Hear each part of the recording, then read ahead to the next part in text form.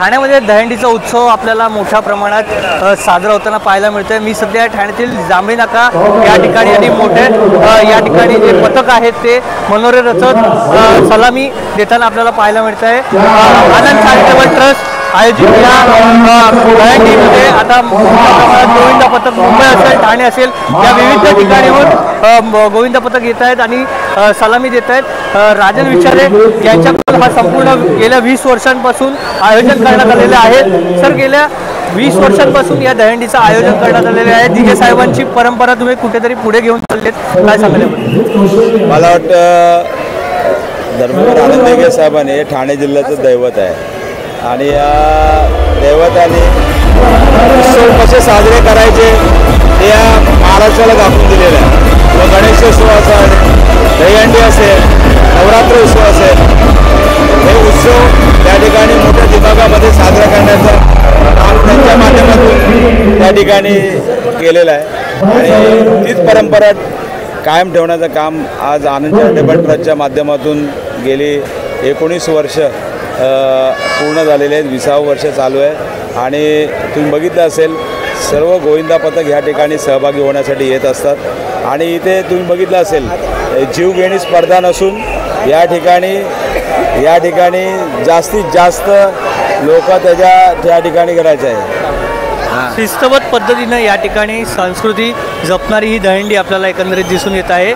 आदित्य ठाकरे काही वेळातच येणार आहे, ते आधीच आता जितेंद्र आव्हाड ते मनसेच्या अविनाश जाधव यांच्या दहीहंडीत गेले होते, काय सांगाल? महायुतीचं चित्र आता येणाऱ्या निवडणुकीत आपल्याला पाहायला मिळणार आहे का? मला असं वाटतं कुठल्या उत्सवामध्ये आज ते सुद्धा हिंदू आहेत आणि खऱ्या अर्थाने तुम्ही बघितलं असेल अविनाश जाधव मनसेचा जो या ठिकाणी दहीहंडी उत्सव असतो तो सुद्धा मोठ्या दिमागात त्या ठिकाणी साजरा करतात आणि ठाण्यामध्ये चांगल्या पद्धतीने मला वाटतं 10 ते 12 थरसुद्धा त्या ठिकाणी लावले जातात आणि जर त्यांनी त्या ठिकाणी गेलं असेल तर मला वाटतं चांगली गोष्ट आहे।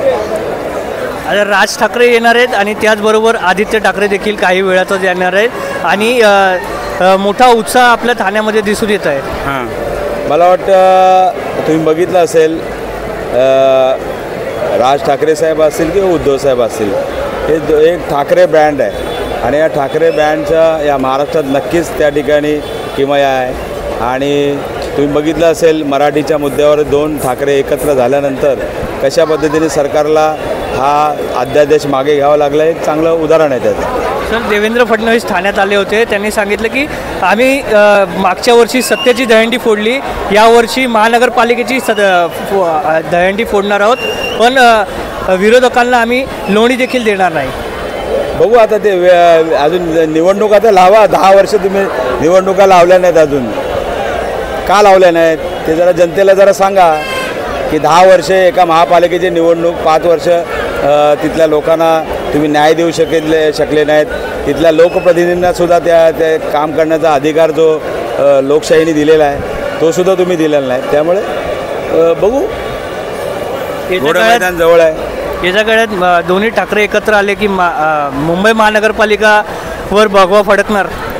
नक्कीच या ठिकाणी महाराष्ट्रामध्ये दोन्ही ठाकरे एकत्र आल्यानंतर या महाराष्ट्रातल्या जनतेचा जो कौल आहे तो नक्कीच ह्या दोघांना मिळणार आहे।